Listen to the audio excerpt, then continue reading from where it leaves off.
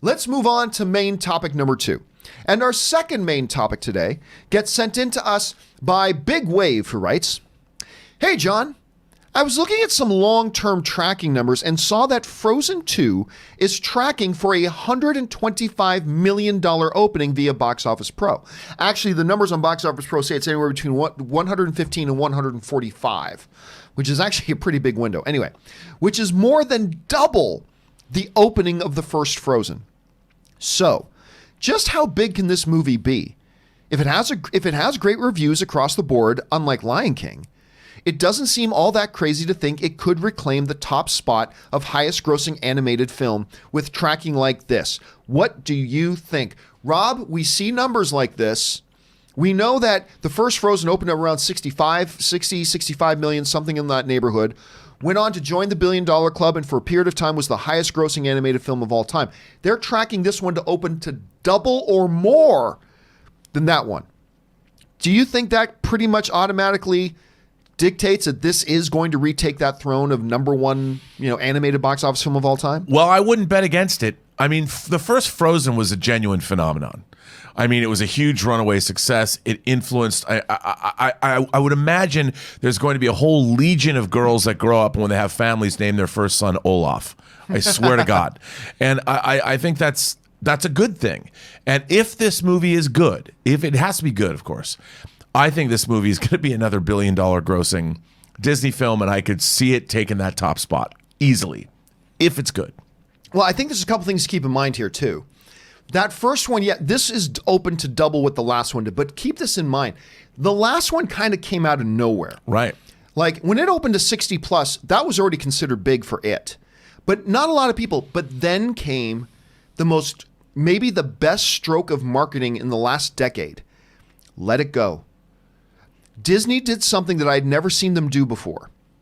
They released the entire song sequence of Let It Go online about a week or two before the movie opened.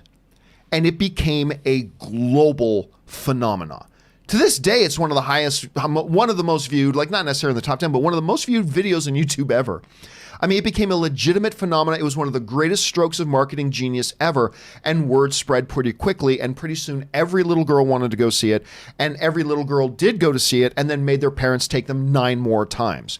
And to understand this, keep this in mind, Rob, we talk a lot about Avatar. While it was the biggest, box office film for a long time, it kind of lost its pop cultural footprint. Like the first Halloween after Avatar saw a bunch of Avatar costumes.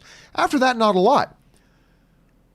Every Halloween, and every time Ann and I go to Disneyland or Universal, it doesn't matter. Little girls, all the time, are always dressed like Elsa and whatever the other sister's name is.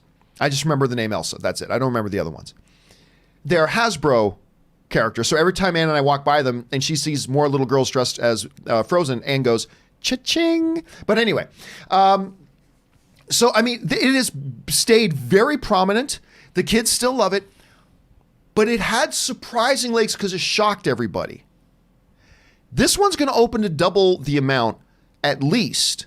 I don't think that necessarily means it's going to make double that the lot one does. And I still don't think it guarantees it'll make $1 billion because it's not going to have the surprise factor anymore that the first one did. Look, if I had to put money on this, do I think that Frozen 2 is going to join the $1 billion club?